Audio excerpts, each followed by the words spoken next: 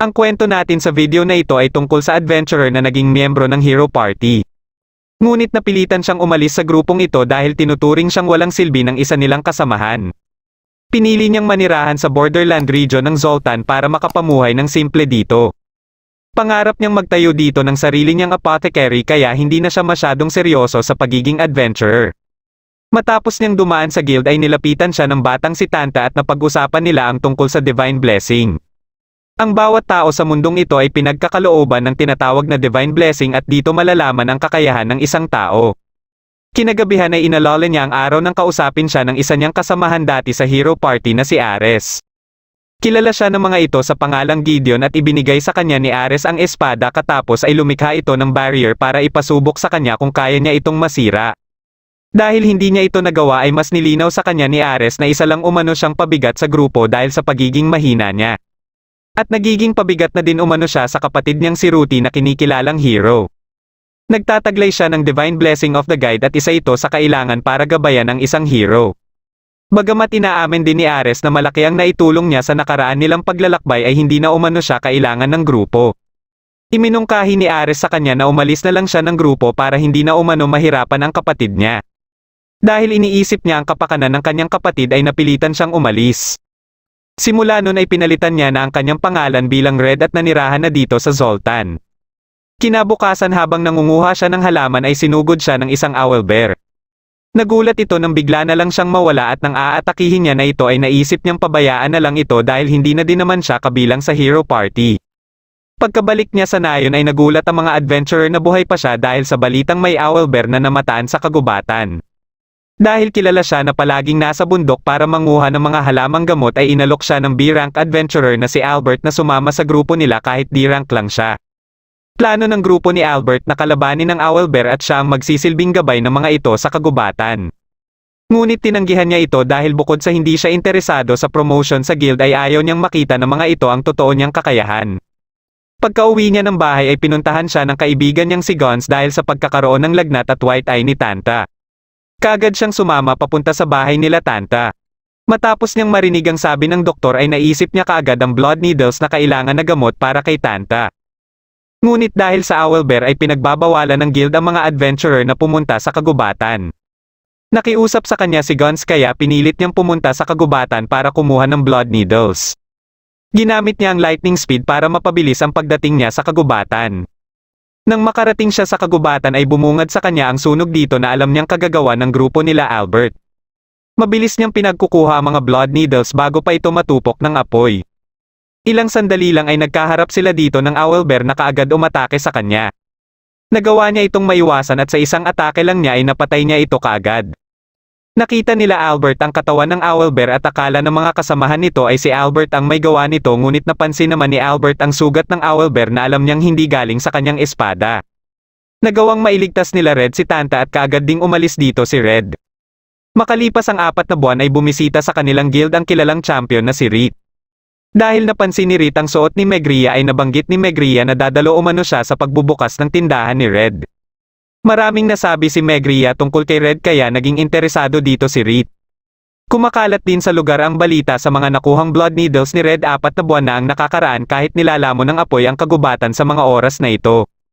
Kahit sinasabi ni Red na nakuha niya ang mga ito nung nagdaang araw pa ay hindi dito naniniwala si Megria dahil nararamdaman niyang may tinatagong lakas si Red. Habang sa bahay ni Red ay nagsimula na ang pagbubukas ng kanyang tindahan at dinaluhan ito ng maraming tao. Narinig ni Red ang usapan ng ibang adventurer tungkol sa pagpapabagsak nila Ruti sa hukbo ni Gandor na isa sa 4 na Celestial King ng Demon Lord. Naisip ni Red na mas makakabuti para sa kanyang kapatid ang kalagayan nila ngayon. Isang gabi ay pinuntahan siya ni Rit at magkakilala pala silang dalawa. Isang prinsesa si Rit ng Loggervia na mas pinili ang pagiging adventurer para hindi sila magkaroon ng problema ng kanyang kapatid sa trono. Nang malaman ni Rit na tinanggal si Red ni Ares sa Hero Party ay nagalit ito dahil alam nito ang halaga ni Red sa Hero Party. Ngunit inisip na lang ni Red na naging maganda din siguro ang pag-alis niya sa grupo dahil unti-unti nang tinatalo nila Ruti ang hukbo ng Demon Lord. Ipinakita dito ang araw nang una silang magkita sa Loggervia habang nasa Hero Party pa si Red o mas kilala pa bilang Gideon. Para matalo ang hukbo ng Azura Demon na si Shizanden ay nakipagtulungan ang Loggervia sa Hero Party. Iminungkahi ni Reed na atikihin ang imbakan ng mga supplies ng mga kalaban na kaagad sinang-ayunan ni Gaius. Habang ang Hero Party naman ay naatasan ni Gaius na tumulong sa depensa ng kastilyo. Ngunit hindi nila alam na nagpanggap lang pala bilang si Gaius si Shisanden dahilan para pumalpak ang plano ni Reed. Biglang dumating dito si Gideon para tulungan si Reed. Dito na nag-transform si Shisanden sa totoo nitong anyo. Nilabanan nila ito hanggang sa dumating si Ruti na nagawang maputol ang mga braso ni Shisanden at katapos ay pinunterya ang puso nito. Hindi naman makapaniwala si Reed sa ipinakita ni Ruti. Dahil sa mga nasawi na mga kasamahan ni Reed ay nawalan na ito ng lakas ng loob para magpatuloy sa pakikipaglaban. Ngunit dahil sa mga sinabi ni Gideon ay bumalik ang lakas ng loob ni Reed at nagawa nilang matalo ang hukbo ng Demon Lord na umaatake sa Lagervaya. Tinanong ni Reed si Red kung pwede umano siyang maging katulong ni Red sa tindahan. Nagdalawang isip muna si Red dahil hindi pwedeng mawala sa guild si Reed dahil sila lang ni Albert ang tanging B-rank adventurer ng Zoltan. Isa pa ay alam niyang matumol pa ang bentahan sa kanyang tindahan kaya hindi pa niya kayang kumuha ng katulong. Ngunit dahil sa pagpupumilit ni Reed ay wala na din siyang nagawa kundi tanggapin ito. Habang sa Hero Party naman ay nakahanap na si Ares ng kapalit nila kay Red o Gideon. Ito ay si Tis na may divine blessing ng assassin. Nagpakilala naman dito si Danen na may blessing ng martial arts at si Theodora na may blessing ng crusader. Lumabas dito si Ruti para sabihan si Tis na siya ang magiging amo nito at hindi si Ares. Kasalukuyang misyon nila na makuha ang sandata na naiwan ng dating Demon Lord. Kinabukasan ay nagpasya sila Red at Reed na bumili ng higaan para kay Reed. Katapos nilang bumili ay napag-usapan nila ang pagpapa-level up ng blessing ng isang tao. May isang paraan para mapa-level up ang blessing na ipinagkaloob. Ito ay ang pakikipaglaban at pagpatay sa isa ding may blessing at ito ang karaniwang ginagawa ng karamihan para magpa-level up. Nakita nila si Tanta na binubugbog ni Ademi kaya sinuwi ito ni Red at umalis din kaagad dito sila Ademi. Ayon kay Al na hindi naman ganun ang ugali ni Ademi ngunit kamakailan ay bigla itong nagbago. Ayon naman kay Red na baka siguro na-discovery na ni Ademi ang divine blessing nito na nakakaapekto din sa pag-uugali ng isang tao depende sa klase ng blessing nito. Baka may blessing si Ademi ng bar brawler kaya nakatuon ito palagi sa pakikipaglaban. Nalaman naman nila Red na na-discovery na ni Al ang blessing nito na Weapon Master.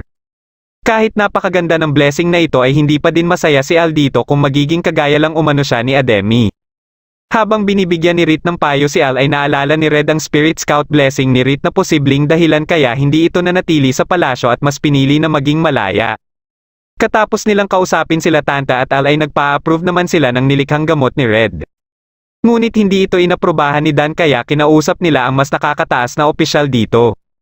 Nalaman nila na kaya pala naging mahigpit ang pag-aaproba ng mga gamot ay nadiskubre ng mga ito na ginamit sa iligal ang isang gamot na inaprubahan ng mga ito noong isang buwan. Kasalukuyan na itong kumakalat sa black market at nakaabot na sa mga nobles. Ito ang dahilan kaya inulan ng batikos ang kanilang opisina lalo na si Dan na siyang nakatalaga dito. Ngunit dahil personal umano itong request ni Reed ay aaprubahan nila ang nilikha ni Red. Habang sa Hero Party naman ay ilang araw na ang nakakalipas ngunit wala pa din silang malinaw na impormasyon sa kinaroroonan ng hinahanap nila. Dahil nahihirapan si Ares na makipagnegosasyon sa mga naninirahan sa lugar ay dito na napasok sa usapan si Gideon kung saan wala silang naging problema sa ganitong bagay nung kasama pa nila si Gideon. Dahil dito ay nagpasya si Danen na hanapin si Gideon para pabalikin sa kanilang grupo. Alam ni Danen na isang malaking pagkakamali na nawala sa kanilang grupo si Gideon. Lumabas sa tent si Ruti at pinahintulutan si Danen na hanapin si Gideon. Nagkausap sila Danen at Theodora sa posibilidad na niligpit na ni Ares si Gideon dahil balakid si Gideon sa mga plano ni Ares. Ayon kay Theodora na kahit si Yarendrola ay pinagsuspetsahan si Ares kaya binugbog ito ni Yarendrola. Alam ni Theodora na kinikilala ni Yarendrola ang galing ni Gideon at kahit din umano siya ay namamangha sa kakayahan ni Gideon na makipaglaban gamit lang ang karaniwang kakayahan nito. Sinang-ayunan din ito ni Danen dahil na rin sa pagiging tatisya ni Gideon at ni minsan ay hindi niya umano inisip na isa itong pabigat sa grupo. Dahil dito ay naniniwala sila pareho na hindi kayang mapatay ni Ares si Gideon. Hindi naman makapaniwala ang ibang mga adventurer na magkasama sa iisang bubong sila Red at Reed. Ilang oras ang makalipas ay napadaan din dito si Albert. Sinamantala ni Albert ang pagkakataon na ito para tanungin si Red kung ito ba ang pumis lang sa Owlbear 4 na buwan na ang nakakaraan. Ang alam ng lahat ay si Albert ang nakapatay sa Owlbear ngunit sigurado si Albert na hindi galing sa kanyang espada ang malaking sugat dito. Pilit itong itinanggi ni Red kaya nainis si Albert at tinutukan ng espada si Red. Biglang dumating dito si Reed na kaagad inatake si Albert at sa bilis nito ay hindi na nakaporma pa si Albert. Nagulat naman si Albert na mabilis nakalapit sa kanya si Red na mula pa sa counter. Sa takot nito kay Reed ay mabilis itong umalis matapos itong palabasin ni Reed. Nagpatuloy na sa paglalakbay sila Ruthie habang hinahanap ni Danon si Gideon. Dahil sa problema nila sa paghahanap ay natanong ni Theodora si Tis kung dismayado ba ito sa bago nitong grupo. Dagdag pa ni Theodora na ni minsan hindi sila nagkaroon ng ganitong problema. Nagsimula lang umano ito nang mawala sa kanilang grupo si Gideon na parang bumabagsak na ang kanilang grupo. Kailangan ng grupo si Gideon at ito din ang dahilan kaya nagkakaganito din si Ruthie. Isang araw ay binisita si Red ng isang senior official ng Adventurers Guild na si Galatine. Gusto ng mga ito na makausap si Reed ngunit pinaghintay muna sila ni Red hanggang sa magbukas ang tindahan.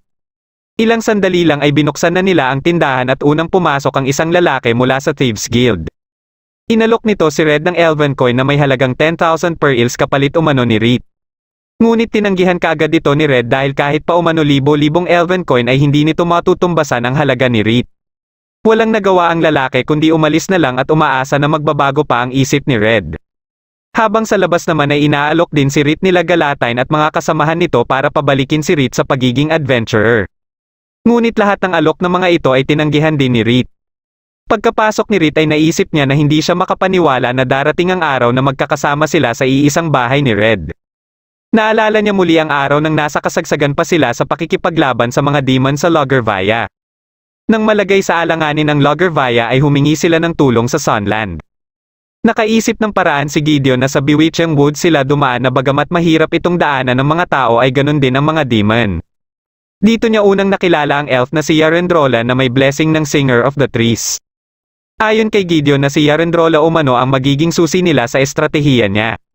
Sa tulong ng blessing ni Yarendrola ay nalalaman nila kaagad ang nangyayari sa buong kagubatan. Dahil dito ay nalaman nila na may mga demon na nakaabang sa labasan ng Bewitching Woods. Naisip ni Gideon na i-distract ang mga kalaban habang sila Ruthie naman ang sisira sa depensa ng mga ito. Kahit alam nila Reed at Ares na delikado ito ay may tiwala naman si Ruthie kay Gideon at inatasan nito si Yarendrola na samahan si Gideon. Sa tulong na din ng reinforcement mula sa Sunland ay matagumpay nilang natalo ang mga demon na nakaposisyon sa lugar. Dahil kailangan mag-rebuild ng Loggervia ay mas pinili niya munang manatili para tumulong dito. Nagplano naman ang Thieves Guild para pabalikin si Reed sa pagiging adventurer nito. Kinuha nila ang adventurer na si Deer para ito ang humikayat kay Reed. Pagsapit ng hapon habang nagde-deliver si Reed ng mga gamot ay dito na ito kinausap ni Deer. Ngunit kahit anong gawing pakiusap ni Deer ay bigo ito na mapabalik si Reed.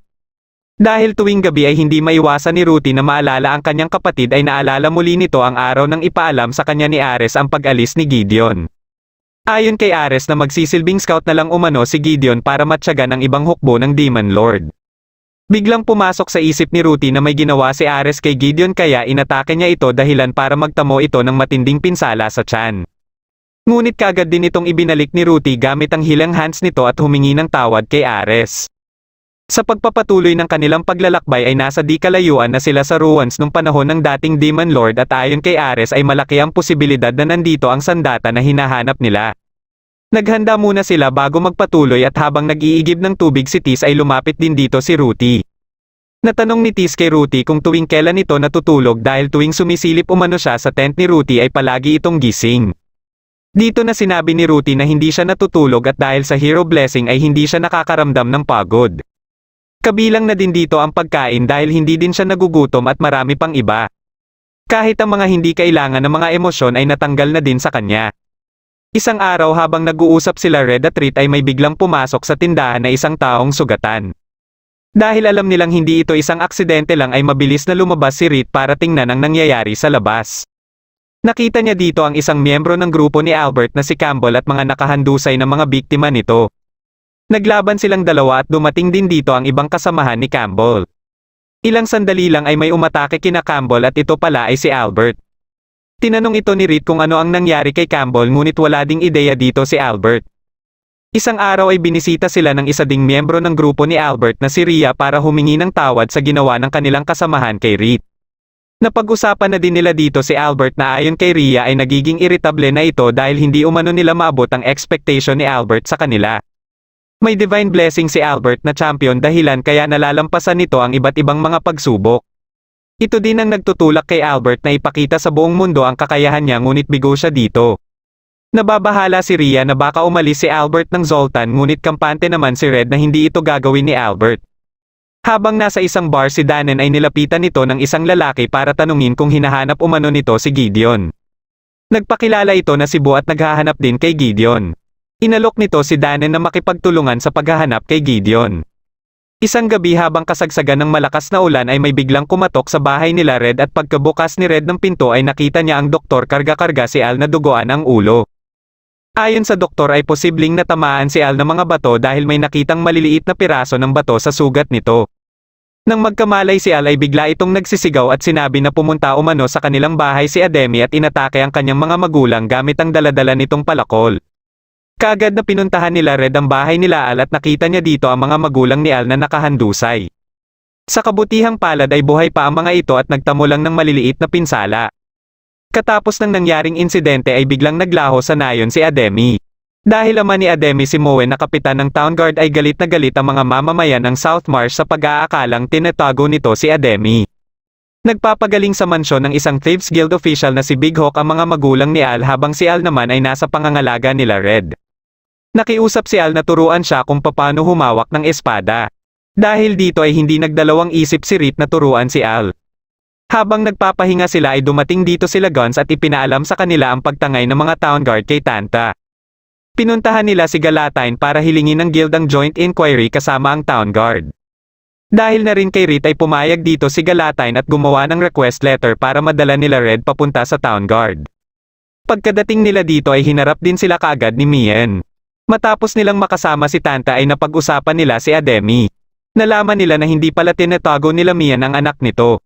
At kaya dinakip si Tanta ay para lang tanungin ito tungkol kay Ademi dahil may kutob ang mga kawal na niligpit na si Ademi ng mga residente ng South Marsh.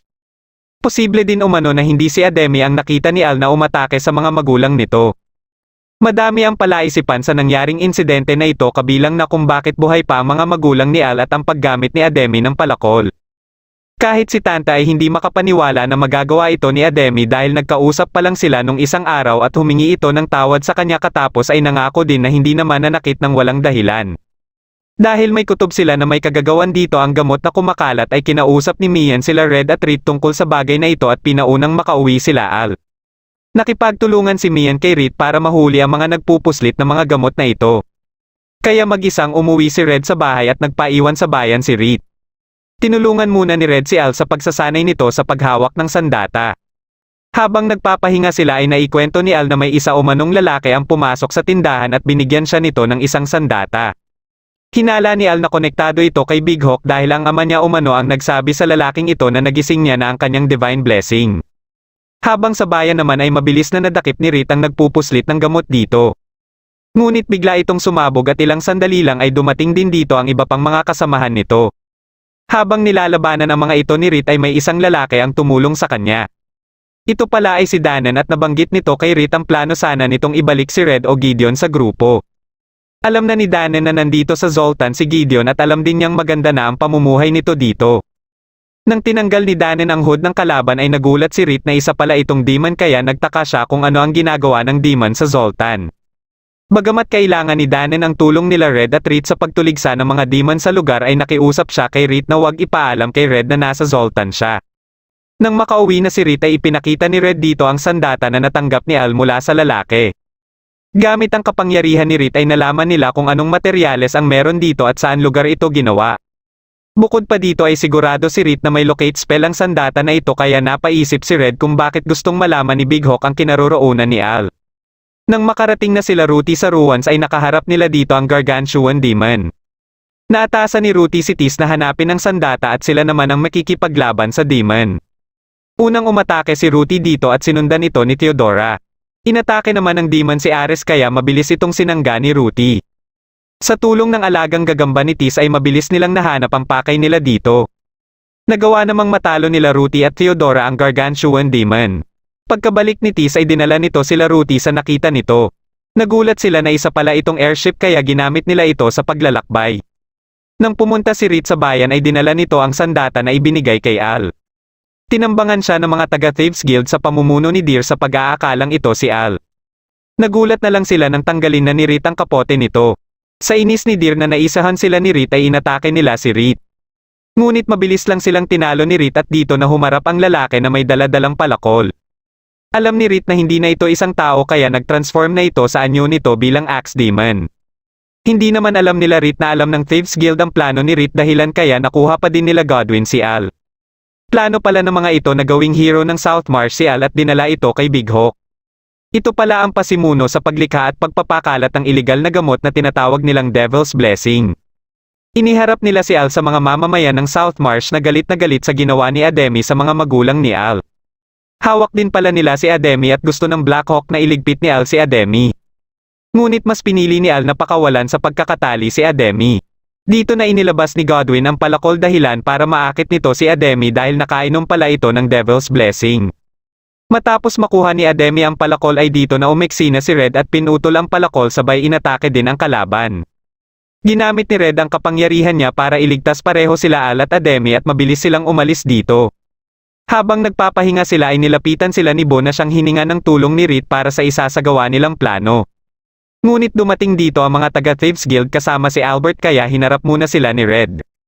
Nilabanan ni Red si Albert at nagugulat na lang si Albert dahil nakakasabay sa kanya si Red kahit D-level lang si Red. Dito na din nalaman ni Red na sinapian na pala ng isang demon si Big Hawk. Inalok ni Albert si Red na makipagtulungan sa kanya para abutin ang pangarap nitong maging hero. Nagulat si Albert nang dumating dito ang mga town guard kasama si Galatine. Hindi matanggap ni Albert na madadakip lang siya dito kaya inatake niya si Red ngunit naiwasan lang ito ni Red at pinutol ang isa niyang kamay. Nanghihinayang si Red dahil inaasahan niya na magiging hero ng Zoltan si Albert sapagkat alam niya umano ang kagustuhan ni Albert na maging hero. Dinala naman ni Bo sila Al at Ademi sa mga mamamayan ng South Marsh para hikayatin ang mga ito na kalimutan na ang paghihiganti at magsiuwian na. Kinagabihan habang nasa kulungan si Big Hawk ay binisita ito ni Bo. Nagulat ito nang tawagin siya ni Bo na Belial na siyang totoo nitong pangalan bilang demon kaya naisip nito kaagad na si Shisanden ang taong ito. Binawi nito ang contract kay Big Hawk at nag-transform bilang demon. Katapos ay pinuntahan nito ang kulungan ni Albert at binuo nila ang contract. Pagkadating ni Bo ay nakaalis na sila Albert na nakipagkita kay Ruthie. Inalok ni Belial si Ruthie na inumin ang gamot na nilikha ni Godwin para umano mas tumaas pa ang level ni Ruthie habang nakikipaglaban sa mga demon. Ngunit mas naging interesado si Ruthie sa side effect nito na mabawasan ang power level niya para hindi siya makilala bilang hero pagkadating nila ng Zoltan. Kinaumagahan ay iniwan niya sila Ares at Theodora at tanging si Tis lang ang sinama nito para magpaandar ng airship. Nang makarating sila sa Zoltan ay binago ni Ruthie ang pangalan bilang Rur at magpapanggap siyang isang simpleng maglalakbay. Dahil hinihinga ng isang town guard na si Otto ang mga tumatawid sa tulay ng 100 perils ay itinapon lang ito ni Ruthie. Pagkadaan ni Red ay hinarangan din siya ni Otto para kunin ang pera niya at katulad sa ginawa ng kapatid niya ay tumilapon lang din ito sa isang suntok niya. Kinagabihan nang makabalik si Red ay niyaya siya makipag-inuman ng town guard na nagbabantay sa gate. Habang nasa inuman na sila ay dumating din dito si Tis para kumain. Parehas na nararamdaman nila Red at Tis na hindi basta-basta ang isa't isa. Nang makabalik si Tis sa tinutuluyan nila ay ipinaalam kaagad ni Tis kay Ruthie na may nakilala itong lalaki na posibleng maging problema nila dahil napansin kaagad umano nito ang tinatago niyang mga sandata niya. Kinabukasan pagsapit ng gabi ay nag-umpisa na sila na puntahan ang kulungan ni Godwin para utusan ito na lumikha ng Devil's Blessing. Sa takot ni Godwin sa mga titig ni Ruthie ay pumayag ito kaagad at itinakas siya ng mga ito sa kulungan. Kinaumagahan ay nagpasya sila na pagalingin muna ang mga sugat ni Godwin. Dahil ayaw ni Ruthie na gamitin ang kanyang healing hands at para maiwasan na makilala siya nito bilang isang hero ay naisip nilang magpunta sa kilalang apothecary na siyang tindahan ni Red. Pagkadating nila dito ay nagulat si Tis nang makita si Red ngunit mas nagulat si Ruthie pati na din si Red nang magkita sila. Kaagad na niyakap ni Ruthie si Red at nagulat naman si Guns na Gideon pala ang totoong pangalan ni Red. Nang makaalis si Guns ay dito na din sinabi ni Red kay Ruthie ang totoong dahilan nito sa pag-alis sa hero party. Nabanggit din ni Ruthie na simula nang mawala sa grupo si Red ay hindi na naging maganda ang kanilang paglalakbay. Kaya nagulat dito si Red dahil ang pag-aakala niya ay naging madali na sa grupo ang mga misyon nang mawala siya. Kahit inaalok ni Ruthie si Red na bumalik sa grupo ay hindi na ito kayang ponlakan ni Red. Dahil dito ay nagpasya din si Ruthie na manirahan na dito sa Zoltan na ikinagulat nila Red at Tis. Pagkadating ni Reed ay nagulat din ito sa plano ni Ruti na manirahan dito. Habang pauwi na sila Ruti ay bigla itong nakaramdam ng sakit sa dibdib at alam ni Ruti na dahil ito sa sinabi niya na mananatili siya sa Zoltan kahit isa siyang hero. Nang makarating sila sa kanilang tinutuluyan ay sinabi ni Ruti ang plano nitong hanapin ang napag-alaman niyang ancient elven ruin sa kagubatan malapit sa pinaglandingan ng kanilang airship. Kahit si Bo ay nagpaplano ding hanapin ang ancient elven ruins. Kinabukasan ay bumalik sila Ruti sa tindahan ni Red para tumulong ngunit natatakot lang kay Ruti ang mga customer. Dinala ni Red si Ruti sa sauna at kahit ang may-ari ng sauna ay nagulat ng titigan ito ni Ruti. Habang sila Ares at Theodora naman ay nagpasyang sundan sila Ruti at sinama nila si Albert. Nagkausap sila Theodora at Albert at dito ay nabanggit ni Albert ang pagiging kakaiba ng taong nagbigay ng pinsala sa kanyang kamay. Hindi niya umano maintindihan kung bakit hindi ito naging champion kahit sobrang lakas nito. Ayon naman kay Theodora na kahit pinagkalooban sila ng divine blessing ay hindi ibig sabihin na wala na silang sariling desisyon na tahakin ang ibang landas. Dagdag pa nito na nasa kanila pa din ang desisyon kung ano ang gagawin nila sa kanilang buhay. Habang naliligo ang tatlo sa bahay ni Red ay naikwento ni Ruti kung bakit simula kabata nila ay namamangha na siya sa kuya niya. Dahil sa hero blessing niya ay kailangan niyang itaya ang kanyang buhay para mailigtas ang mga humihingi ng tulong. Nang binubugbog na siya ng owlbear ay napasigaw siya para humingi ng tulong sa kanyang kuya na kaagad namang dumating at hiniwa ang owlbear. Palaging nasa tabi niya ang kanyang kuya tuwing nahihirapan siya at nasasaktan kaya masaya siya dito. Dahil sa mga sinabi ni Ruti ay dito lang napagtanto ni Tis ang totoong nararamdaman ni Ruti. Naisip niya na ang kuya ni Ruti lang siguro ang makakapagligtas sa hirap na dinadanas nito ngunit pumasok din sa isipan niya na may magagawa din sila ni Reed para kay Ruti. Nagpasya siya na sabihin kina Red at Reed ang tungkol sa pakikipag-usap ng contract demon na si Belial kay Ruti at ang Devil's Blessing na iniinom na ni Ruti. Nagpasya si Red na kausapin si Godwin na kasalukuyang nasa Ancient Elven Ruin para malaman ang iba pang impormasyon sa Devil's Blessing. Dahil sa request ni Godwin na alchemical tools ay si Red na din ang naghanap nito sa bayan at pinone na lang sila Reed sa ruin. Manti ng atake si Shisanden ngunit nagawa itong ma-counter ni Danen.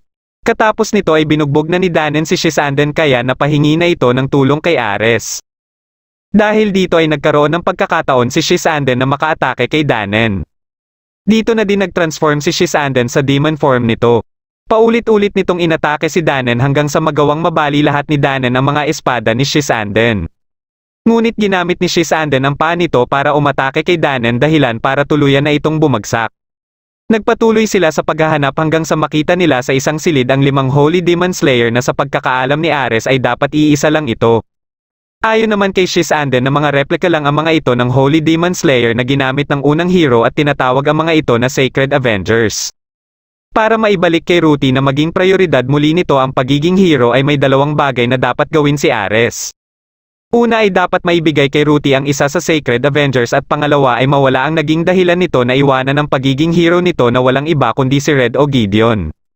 Kinuha ni Shisanden ang isa dito at ibinigay kay Ares. Nang maramdaman ni Gideon na nasa kabilang pinto si Shisanden ay ibinalik ni Ruti kay Gideon ang espada nitong Thunderwaker. Pagkabukas ng pinto ay nakita nila si Shisanden na anyong gayos kaya kagad itong sinugod ni Reed. Nagawang matunto ni Reed ang kinaroroonan ni Shisanden at tumulong na din si Red para labanan ito. Inatake naman ni Ares sila Red gamit ang paralyzing flame nito. Dahil dito ay ginamit ni Ruti ang Sacred Magic Shield para bigyan ng shield sila Red at Reed. Katapos ay parehas na inatake ni Ares at Ruti ang isa't isa. Balak sanang umalis na dito ni Godwin ngunit hinarangan siya ng dragon kaya inatake ito ni Tis. Nang makita nila Albert at Theodora si Danen ay mabilis itong tinulungan ni Albert. Gumamit si Ruti ng Great Whirlwind at sa sobrang lakas nito ay namatay kaagad ang dragon at nabali din ang Sacred Avenger. Naramdaman ni Tis na may paparating mula sa baba na si Theodora pala at kaagad nitong ginapos si Reed. Katapos ay inatake nito si Ruti na ayon kay Theodora ay kailangan isakripisyo si Ruti at ipagpatuloy ang pagiging hero nito para sa kapakanan ng mundo. Hinawakan ng dragon na dala ni Theodora si Reed ngunit nang magawang makawala dito ni Reed ay dito na nagkaroon ng pagkakataon si Red para iligpit ang dragon.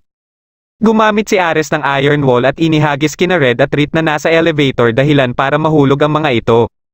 Nagawa ni Ruti na matalo si Theodora ngunit pagka-atake sa kanya ni Shisanden ay nabali naman ito ang kanyang espada at nahulog sila pareho sa ibaba. Aatakihin sana ni Tis si Ares ngunit naunahan siya nito gamit ang Tornado Cutter. Habang pababa sila Red ay nasa pinakababa naman si Danen kaya nagawa nito na mailigtas sila at maibalik sa kinaroroonan nila Ares. Pagka-atake ni Ares kay Red ay nagawa ng alagang gagamba ni Tis na mapigilan ang mga daliri ni Ares kaya nagkaroon ng pagkakataon si Red na mapuruhan si Ares at maputol ang mga kamay nito. Nagpatuloy naman ang labanan nila Ruti at Shisanden sa baba. Gamit ni Shisanden ang mga Sacred Avengers at nang magawa ni Ruti na matanggal ang isang Sacred Avenger sa kamay ni Shisanden ay sinuntok niya ito kaya nawasak din ang ibang Sacred Avengers. Kinuha ni Ruti ang tumilapon na Sacred Avenger at paulit-ulit na inaatake si Shisanden. Natuwa naman si Shisanden dahil naging matagumpay ang plano nito na mapahawak kay Ruti ang Sacred Avenger. Pagkabalik nito sa kinaroroonan nila Red ay bigla nitong inatake si Red ngunit sinangga ito ni Tis. Pinaasikaso ni Red si Tis kinarit at muling umatake sa kanya si Ruti. Sa lakas ng atake ni Ruti ay muntikan na nitong maputol ang Thunder Waker. Dahil dito ay ginamit na lang ni Red ang isang espada nito. Pagka-atake ni Ruti ay mabilis lang nitong nahiwa ang espada ni Red ngunit nagawa naman ni Red na matanggal sa kamay ni Ruti ang Sacred Avenger. Dahil dito ay muling natauhan si Ruti at iniyakan si Red. Dumating dito sila Danen at nabahala naman si Rit dahil hindi na umano kakayanin ng kapangyarihan nito na pagalingin ang sugat ni Tis. Sinubukan itong pagalingin ni Ruti ngunit hindi niya na magamit ang kanyang healing hands. Hindi matanggap ni Ruti na sa mga oras pa na ito hindi gagana ang kanyang kapangyarihan kung kailan kailangan niya ito at isa pa ay siya din ang may gawa nito. Lumapit dito si Theodora at nagpresente ito na pagalingin si Tis. Ilang araw ang makalipas ay nagkaroon na ng pangalan ng isang blessing ni Ruti at ito ay ang New Truth. Isa sa kakayahan nito ay ang tinatawag na ruler na kayang magkontrol sa ibang blessing at ito ngayon ang ginagamit ni Ruti para pigilan ang hero blessing nito. Dito na nagtatapos ang huling episode ng Banished from the Heroes Party. I decided to live a quiet life in the countryside. Kung nagustuhan mo ang ating kwento ay huwag kakalimutan mag-like at mag-subscribe na din para malalaman mo kaagad kung may bago akong video. Maraming salamat sa panunood at shoutout na din kina